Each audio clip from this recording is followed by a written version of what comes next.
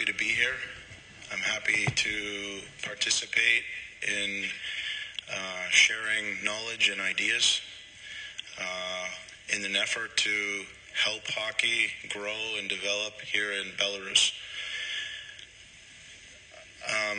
Before I get started, just a little bit about myself. My name is Kрэйg Wudkroft. I'm from Toronto, Canada. I've spent a lifetime in hockey. I've been playing since I've been 3 years old.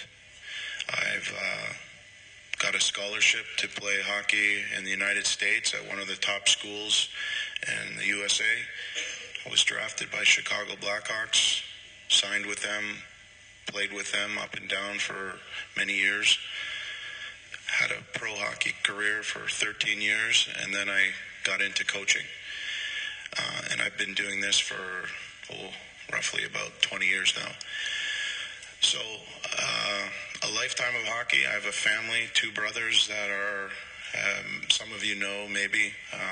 One of them, Todd Woodcroft, he's a coach for the Winnipeg Jets. And another brother, Jay, who's the head coach for the top farm team for the Edmonton Oilers.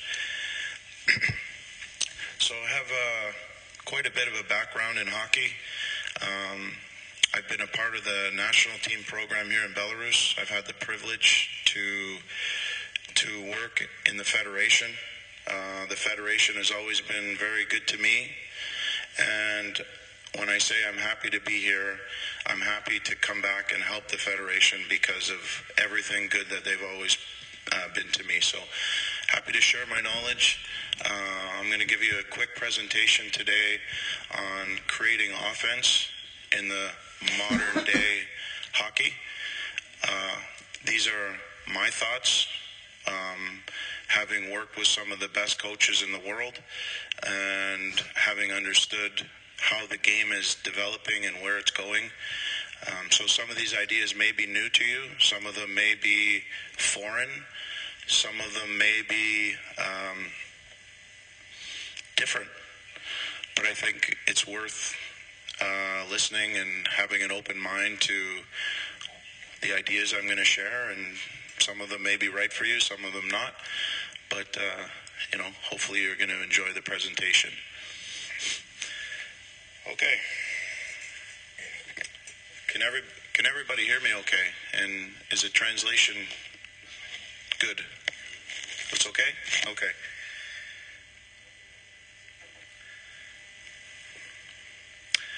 First off, I think when we think about creating offense and building a team that is structured around offense, for me, you have to understand that offense is a mindset. Offense is a mentality. You can choose to build a team that is defensive in nature, or you can choose to build a team that is offensive. I prefer to create a team that is built around puck possession and has an attacking mentality, because I believe that if you have the puck, that's the best form of defense. So, a couple of bullet points here. A way of thinking, so an offensive mindset is a way of thinking that is born from the coach and it's instilled into his players, which means the idea of being offensive comes from the coach and the coaching staff, and it's their responsibility to sell that idea and build that mindset inside of their players. Sustained offense, so any sort of offense that you can continue to have inside your team game, coaches need to understand that it is coordinated, it is planned, and it's built.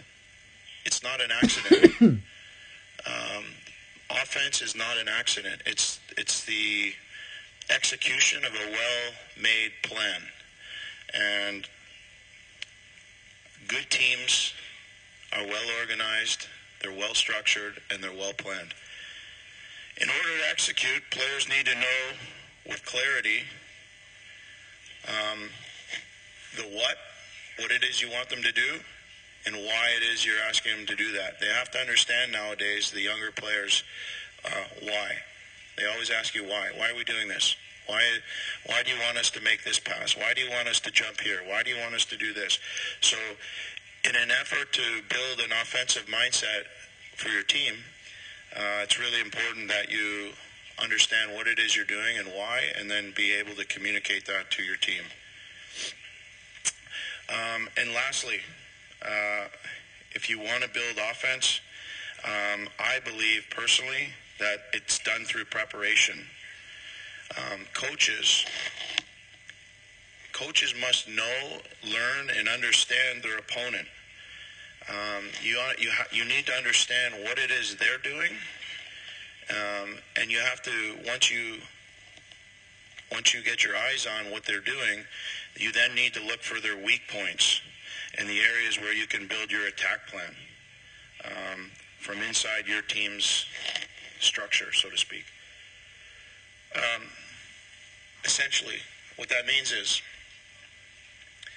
if you're a fighter and you're going to go into a prize fight, you need to know exactly what the guy you're fighting does. You need to know what he's good at, what he's not good at. Does he keep his hands up? Does he keep them down? A left hook, a right jab, whatever it is, you need to know what that person or team is good at, and then you need to build your plan on how to defeat it.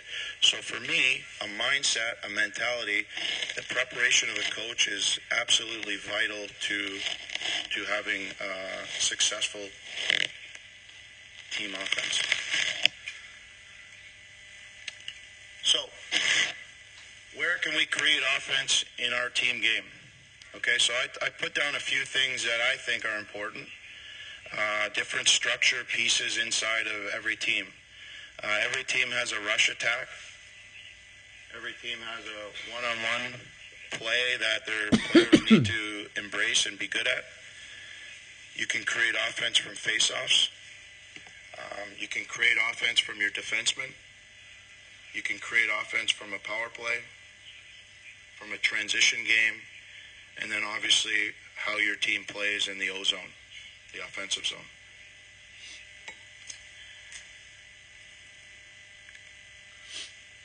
So what I'm going to do is I'm going to just take the time here to break down all those structure pieces, talk about them, and then provide some video clips to demonstrate exactly what it is we're talking about. So I think when we speak about rush attack fundamentals, it's really important that on any sort of rush, your players understand the importance of finding a two-on-one, identifying it, and trying to create it on the rush. So a good rush attack must have a player who always drives the middle of the net. And the reason you want that is, as a lot of you already know, is if you have one player driving to the net, that occupies one of the D. The other D then is left to deal with the puck carrier, and hopefully you can find then that two-on-one that I'm referring to and use that to your advantage to create offense off the rush.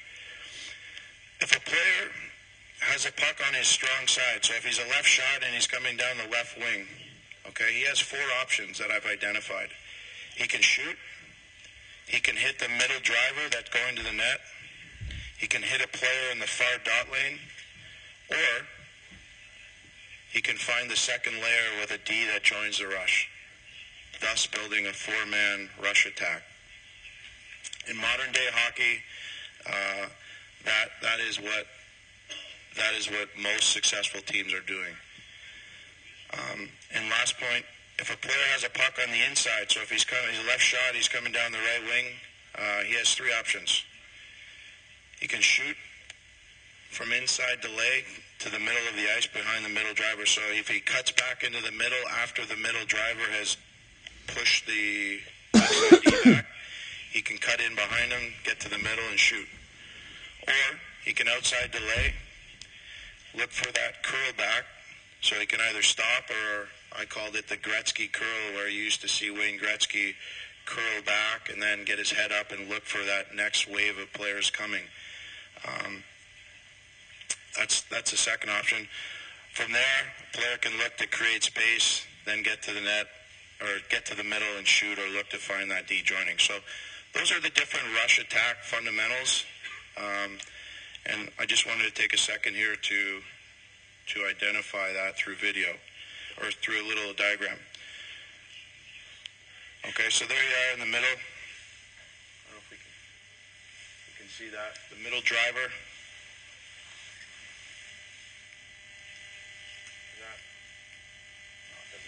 Okay, so you have the middle lane drive. You have the puck on the outside. The middle driver tries to get to the inside. The player in the dot lane, it's an important point, but he needs to be a little bit of a step behind. So we like to say he needs to be on the backside of the middle driver. Puck carrier then looks after the drivers by shooting and not turning a puck over. So any puck carrier, this is a general golden rule.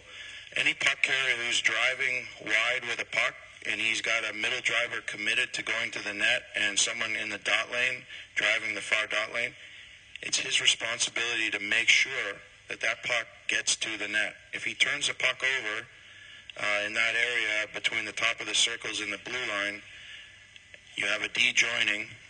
You become very susceptible to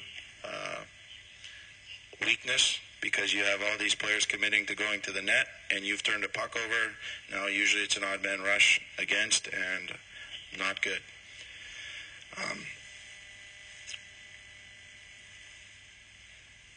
So here's a good example.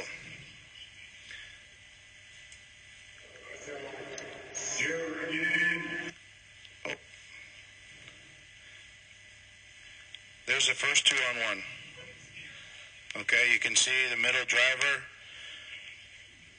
He's on the inside of the weak side D for the first 2-on-1. Uh-oh.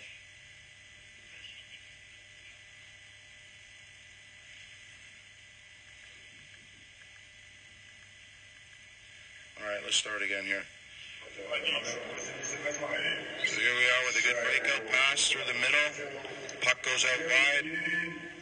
Middle driver. 2 2-on-1s were created off that rush. Here we go again. Create the 2-on-1. Create the second 2-on-1. Move the puck across the face of the net, and generally you get rewarded.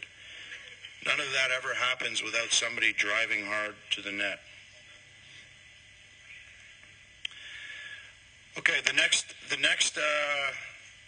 core fundamental, I believe, in any team that wants to be offensive in nature is your players have to have an ability to play one-on-one. Okay? And at the core of creating offense, players must learn the skills necessary to beat their opponent.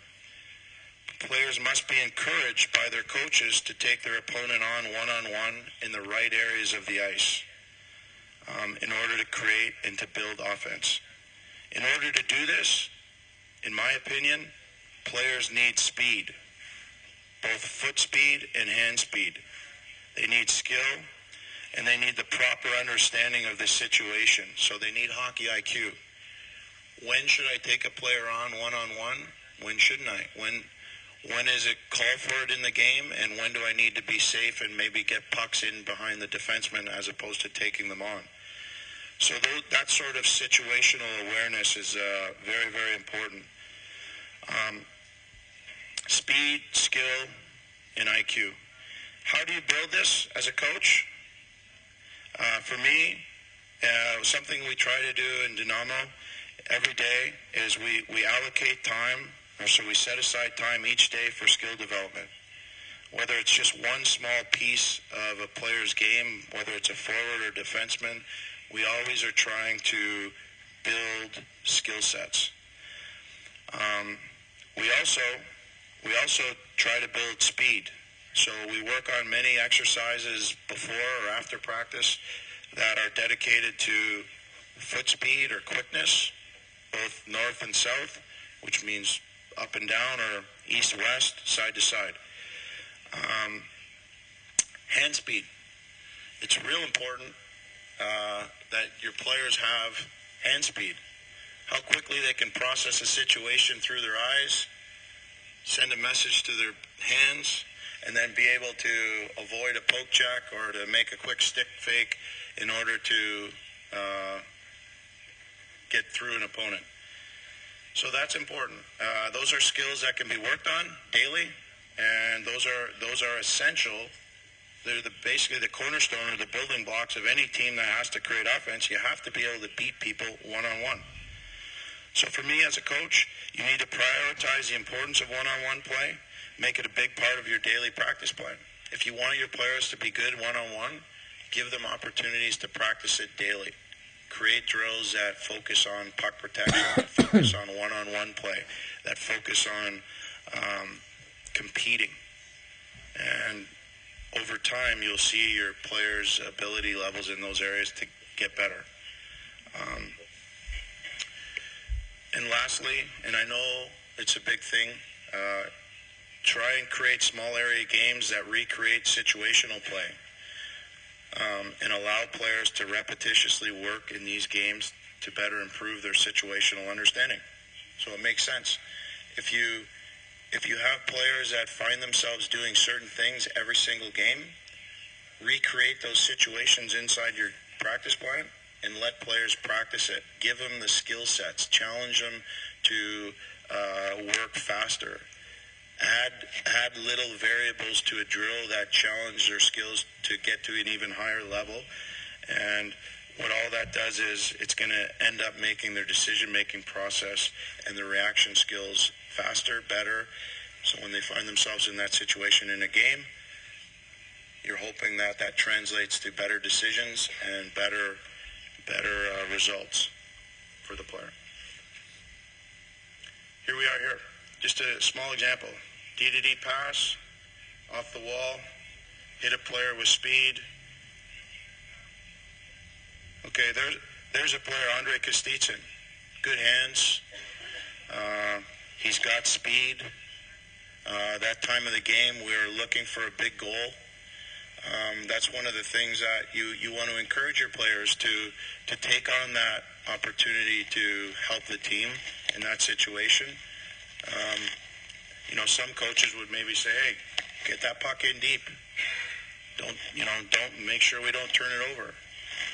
Our philosophy is if we have speed and you have the right player with the puck at the right time, like I talked about earlier, if you encourage it, sometimes you get these sorts of results. And that was a big goal for us in a big, important game. Okay. Next area of play where I believe coaches can really make a big impact on their team and how they generate offense is through faceoffs. And the first thing is you need to understand that this is a 50-50 moment in a game, that a team can tip the percentage in their favor if properly planned out. Over the course of a season, this additional offense that you generate off face-off readiness and having a good plan has a compounding positive effect on your team. You need to have a plan. Face-off success is not it's not random. It's a well-executed plan. The plan must be properly communicated to the players. The players must understand their role in the execution of the face-off play. And you need to then, as a coach, put players into positions for face-off play to be properly executed. So if you're looking to generate a shot, try and have your best shooter in that slot where the puck's going that you're looking to generate a shot from, as an example. Or make sure that puck goes to somebody who's a good passer to make sure that it gets to the shooter in the right manner. Just as a small example. Create a face-off formation that has a few different play options off the same formation. So if you're a team and you're, like I said earlier, and you're trying to scout our team, we, for example, would have one lineup formation that had multiple options to score. That makes it hard for the opponent to scout you. It makes them hard to react to what they're doing because they don't know what you're going to do. And it's part of the chess match of coaching and creating offense for your team. Okay, here's a few examples. Okay, off a power play.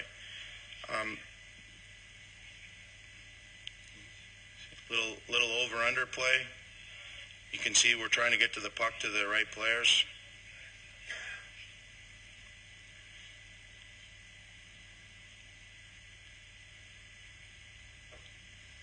So these situations are creating offense in 50-50 moments. Okay, there goes a D down the weak side. This might look random, but it's not random. This is knowing your opponent, knowing what they do off of a face-off loss, and then trying to come up with plays that you think can expose their weaknesses. And then, as a coach, trying to get the right players out on the ice that can execute those plays when they're available. And you can see, like I had mentioned earlier, over time, if you are a good face-off team who is ready, you can create offense every single game. And again, that goes into the mindset of, are you an offensive team? Are you always thinking about creating offense? Are you wanting to attack and put a team back on their heels? The very first clip there you saw was a clip from a few games ago for us, and it was on a power play. And our big thing for Dynamo is when we're on a power play, we want to, off a face-off win, we want to try and generate a shot within 3 to 4 seconds. And so in that particular power play, it worked. We won the face-off, we moved it over quickly, we got it to the right shooter, and Pulke managed to get some good wood on it, and we got rewarded. So there you are as a small example of well-executed, well-planned, follow the game plan by your players, and generally when you do that over and over and over again, it's good for your team. Okay, switching gears. Offense from defensemen. Okay, I think this is a big one for me. When you think about the game now, okay, for me, defensemen traditionally are people we put on the ice that we think are there to just defend. And I think now in modern day hockey, I think we need to change our mindset on that. I think we need to look at defensemen as players that start a shift on the back end of your formation. They play a role in defending, but they also play a role in creating offense and being a part of your attack plan. So this for me is kind of the new frontier, and something that I would encourage all coaches here to think about and think about hard is how you can involve your defensemen in your attack to help create offense. So, number one, for me, it starts with their ability to build the attack from their own zone. So a defenseman who can make a good first pass is vital. And a defenseman who has the ability, once he makes that first pass, or if he's a net front D, he has that ability to be connected to the rush attack from their own zone. So they have the skating ability and the mindset to get up and get going, push the envelope, and join that rush. Okay. Secondly, okay, blue line play. And I just wrote down some questions here that I think coaches may want to think about when you look at your defensemen. How good are they at walking the blue line and playing from the blue line? Do you have defensemen who just stand there on the blue line and get the puck and move it or put it back in or shoot it? Or do they move? Do they create lanes? Do they look to find passing seams? Okay, so that's one thing to think about is how do they walk the blue line? Go across the blue line with a puck on their stick. Do they have their head up while they're doing that? So are they aware of what's going on? What options are available? Can they identify the best offensive option? So while they're walking that blue line and being a part of your attack strategy, they have their head up.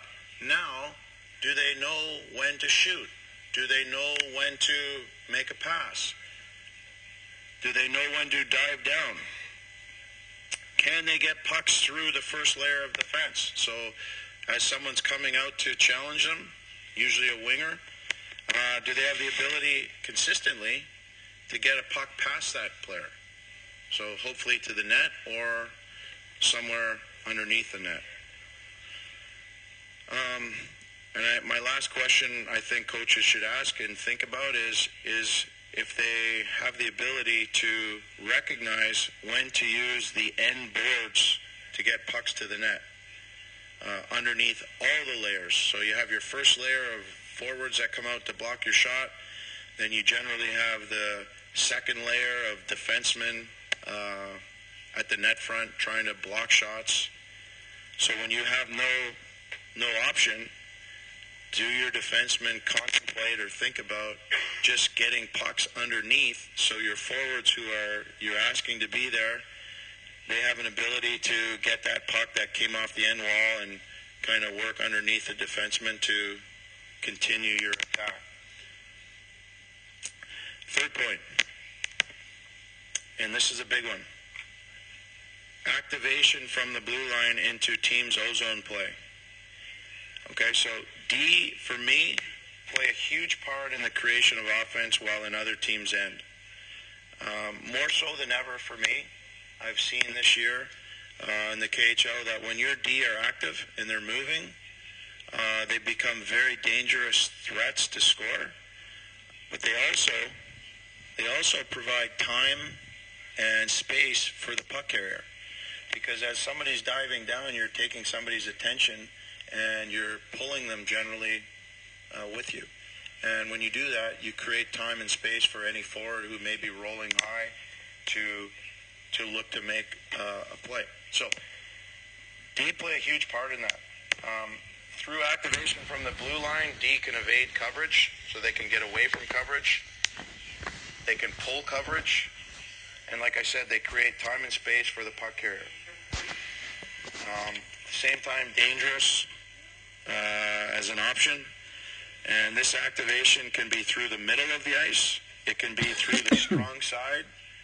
So if a forward's coming up the wall and the D is on the wall and they scissor, that's a good option. That's on the strong side. Or if anyone was at the game on Sunday, you saw with Red Army how really good they are at finding the backdoor play or someone sliding down the weak side. It's a hard play to defend, and it's very effective when the defensemen do it right with good timing.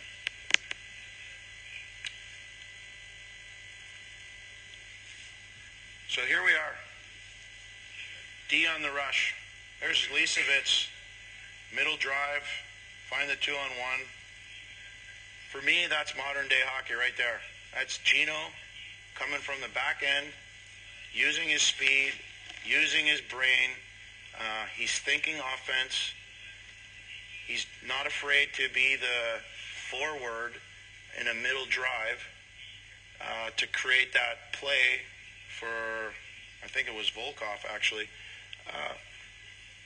And you can see we find the 2-on-1, and even though Gino's a defenseman, in my thinking, he's just playing offense there, and he's a part of an offensive system. And you can see how effective that is. To me, that's modern day hockey.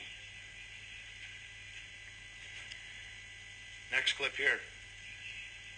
Okay, we go weak side, good first pass, get guys going. There goes number 8 down the weak side, joining the attack, hits the crossbar. Here's a D joining again. Okay, there's number 6 joining the rush, good first pass, 2-on-1. Okay, and there's the idea that none of those plays happen if the D aren't actively involved in their thought process of being a part of the attack plan. None of these plays exist. So I think that's a good example of how you can create from the back end, D joining and being a part of the rush. Here's a couple clips from the NHL. Good first pass. There's number 9 in red, being a part of the attack. And you can see how effective that is. 2 passes. Okay, there's a D coming, joining the rush. So I think when you look at those teams there, those are all pretty good teams. The Pittsburgh Penguins, the Washington Capitals, Tampa Bay Lightning. These are teams that are really pushing the envelope when it comes to creating offense and playing an exciting brand of hockey. And it's because everybody feels like they're involved. Okay. These are examples here of a D walking the blue line and looking for seams. Okay? Got his head up, looking to get pucks through. Okay, now he gets active off the blue line, and we create. And if you look at both of those clips there, is there a way for us to go back and look at that? Can somebody help me re-cue those 2 clips? Maybe I can try again. Okay, here we go. So there he is, faking, moving, head up, looking for seams, getting pucks through. Over the blue line, fake, getting pucks through the first 2 layers, active off the blue line. You know, doesn't always work that way, but these are good examples. Here's D sealing the wall. There's a D active off the blue line, looking for that backdoor play.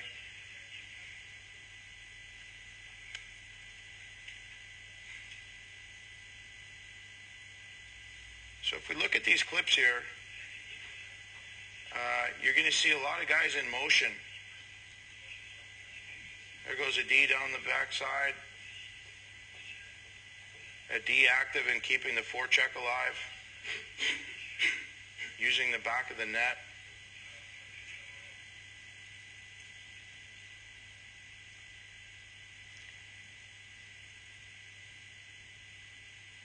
I think in this game here, we asked our D to play wide. So when we got the pucks, we could spread them. And there goes our D down.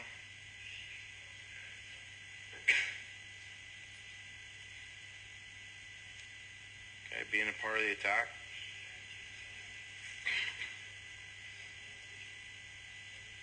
So here we are off a cycle, using the D as part of the offense.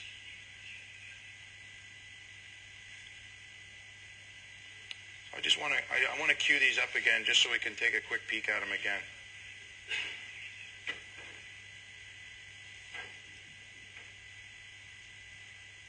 There's walking the line, so you're twisting and rotating the defensive coverage.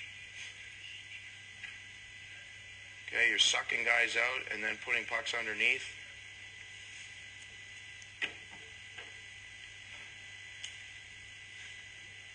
And here we are in ozone play. Okay, so you notice an F3 popping high there. You notice a net front presence. You notice a backdoor presence. Good offensive teams always have somebody around the net. Go low to high. We have 2 guys at the net. We get puck to the net. We get rewarded. Here we are off a cycle. We change sides. We go low to high. There goes a guy popping in the middle. Okay, forward high, D down, change sides. Get to the net, someone at the net. Go high, find the seam to the F3 high. Cycle, puck protect. Okay, find that seam again. We go underneath. We move. There goes a D down on the weak side. Get it to the top. Shot. Guys in front. you think we should have our D go back, but Grabarenko wants to stay there, he gets rewarded. Low to high, underneath, cycle, expose the middle,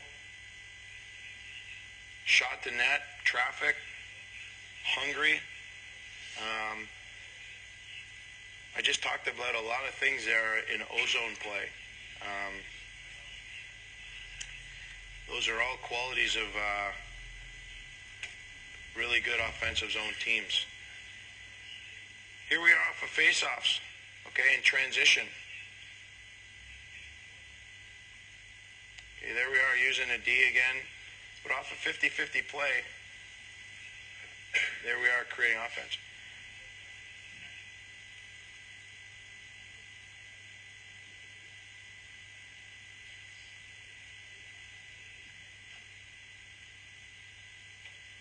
So what these clips right here, I just want to take us back here because sometimes it's important. You got to see it, and then you got to talk about it. That's at least how my brain works. I need a couple looks at it. So here's an example of us being prepared off a face-off, getting pucks to net, including the D, getting traffic to the net front. Here's a good example of a D down, pinching, keeping the forecheck alive, and then staying a part of the attack in the slot. Here's examples of D going down, rotation, and you can see how hard that is to cover. That's Akbar's. We noticed that in their pre-scout, that this is what they like to do. And so we had to figure out a way to defend that. But I thought it's an excellent example of how teams, and the best teams, are using their D in the attack. Whether they find them as an option or whether they're just used as decoys to divert attention, it's highly effective. Okay, next area. Creating offense from your power play. For coaches, for me, okay, you want to create offense from your power play? Number one, you need to know your opponent. You need to know exactly how they kill penalties. You need to understand how best to attack their weak spots inside of their penalty kill. You need to prepare your plan, and then you need to show and execute, and provide clarity to your players about what that plan entails and what their role is inside that plan. So, I tried to think about things that I thought would be helpful to everybody, some things that I believe in that go into a good power play. Number one, you need to make sure your team's ready to outwork the other team's penalty kill. That's number one. Number two, you need to establish a shot, get it back mentality. You can't just be content with generating one shot. A good power play is hungry. A good power play has retrieval tactics and plans off of retrievals. And then your ability...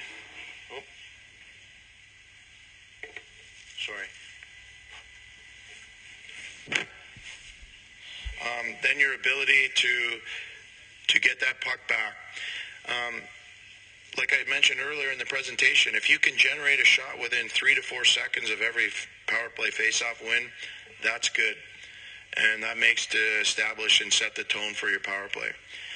Every time you have a power play, you want to try and recreate a situation where when you get a puck to the net, I call it a 4-man jam. So you want 4 players from your team collapsing to their net because you know that their penalty kill has 4 guys converging to the net. So in a power play situation, you don't want to be outnumbered at their net front. Next point, tape-to-tape passes. You can't have a good power play if your players can't make tape-to-tape passes. I'm sure you guys have seen this year Dynamo's power play, when it's effective, we're generally executing well and we're making tape-to-tape passes. When we look like we're struggling, it's because we have a hard time making those routine plays tape to tape.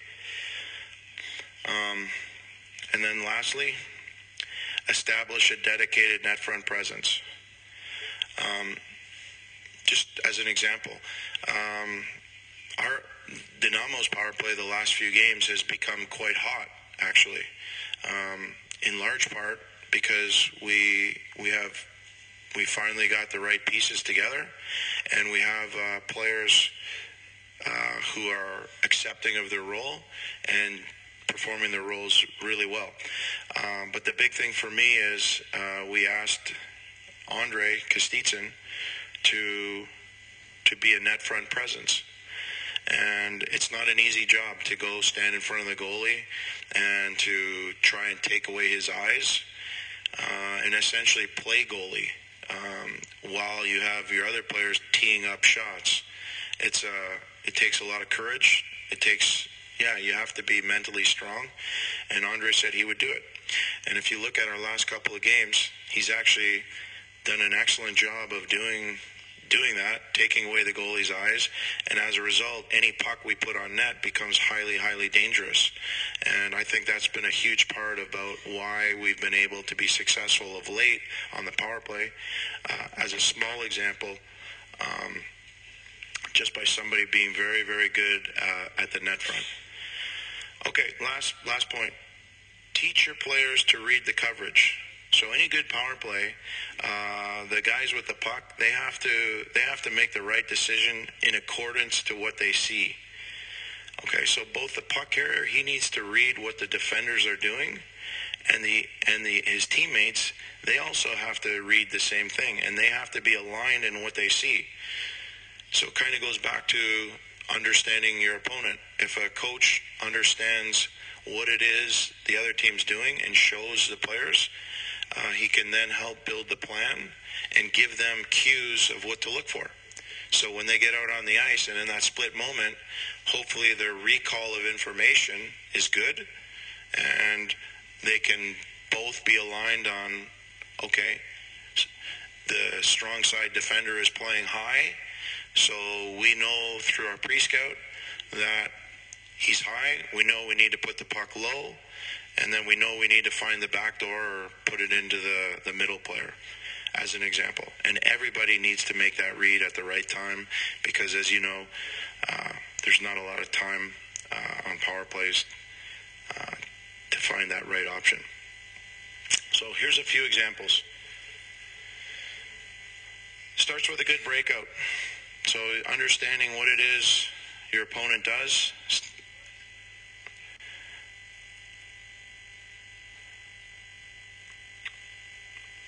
So there's a drop power play option.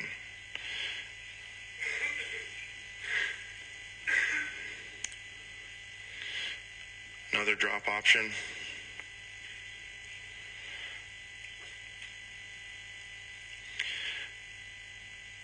And then here's a quick up option. So they want to pressure up ice. You just have to beat that first player with the puck. And generally you push back the other three and you get in. It's really important. Let me just go back here and talk it through. So we knew the other night against Severstal, they're a passive forecheck. So you can see 4 yellow jerseys on the blue line. So we want to push them back with our first puck carrier, get them flat-footed, and then drop it to somebody coming with speed. Same idea here. Find that one player, bring him over to a side, drop it, and then come with speed.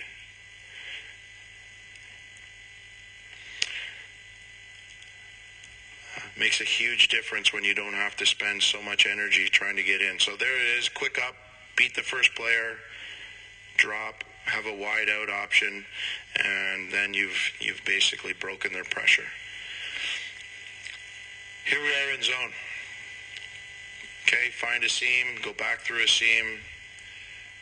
Usually if you get a goalie moving side to side 2 times, you're going to get rewarded. Same game, get it back to the top, establish your shot from the top. Okay. Okay, in this game here against Sochi, we knew that their strong side D, number 4 in light blue, he plays high. So we knew we needed to get the pucks low and then generate our looks from the goal line.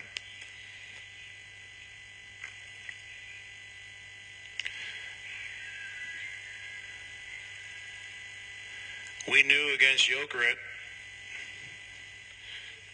we knew that their coverage of the middle bumper was not good. So as we look to exploit that, you can see if it goes well, you can get rewarded. Here with Niftahimek in the first game of the season, we knew we could establish shots from the top. So there we were. The first goal with Pulke was through the seam. The next one with Greg's at the top. Here, like I said, Sochi, the guy plays high, strong side D. We knew we had to go low and then into Stepanov or backdoor to Pulkkinen. We get rewarded. We knew that if we had pucks moving here, we could find the bumper, which is Stepanov in this case. You can see wide open. And again, I look at that and I think those plays don't exist if you, as a coach, don't understand what it is the opponent's doing. If you know their tendencies, you can exploit it. Here we are off a face-off. Okay, look to spread them. Down low to the goal line. This is 5-on-3. We just wanted to create a top scissor. Knowing that we wanted to get the puck into, arguably our best shooter's hands. And if we just go back here, we'll just take a quick peek. Okay, so key is you win the face-off. You get the puck to one of the better puck playmakers. You notice 2 left shots and 3 right shots. And there's Pulkkinen getting a shot. I don't think you can create a better shooting area for him. So if you can plan it out like that, sometimes it works. I brought the good clips. Sometimes it doesn't work. And that's why coaches sometimes like me have no hair. Because it's confusing. That's not funny. Okay. Creating offense from transition. This is another, I was fortunate to be at an NHL coaching clinic last year, and these were some of the notes that I took about creating offense from transition. Coaches need to understand that your opponent is most vulnerable immediately after a turnover or change of possession. So as a coach, if you understand that, then you need to, what's your team's philosophy or plan once your team has managed to turn the puck over? So statistics show that in order for a team to score a goal,